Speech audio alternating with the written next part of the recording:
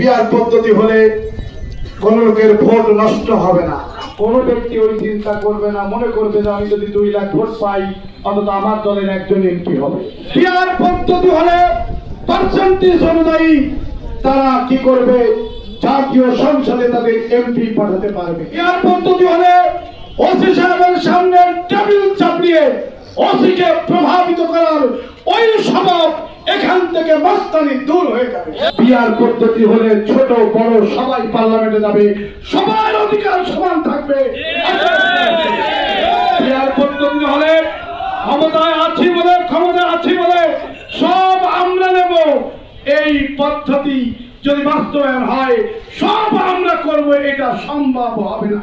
সম্মানীয় মানুষ সম্মান পাবে, ভ্যানের মর্যাদা পাবে, অসহায় মানুষ মর্যাদা পাবে। ভিতরে গাড়ি নিয়ে পকেটে রেখে নিজে খাওয়া যাবে না।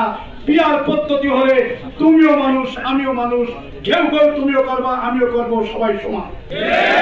সংগ্রামী বন্ধুগণ, গুম হবে না, খুন হবে না।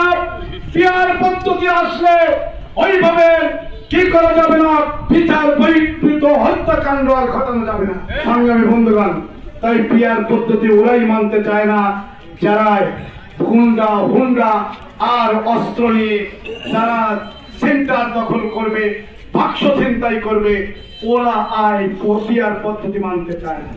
পুরনো ওই ভারতীয় আমদানি করা সংবিধান ওটা রেখে নির্বাচন করলে কিছুদিন পরে ইউনূস সাহেবের ফাঁসির কাস্টে ঝুলতে হবে।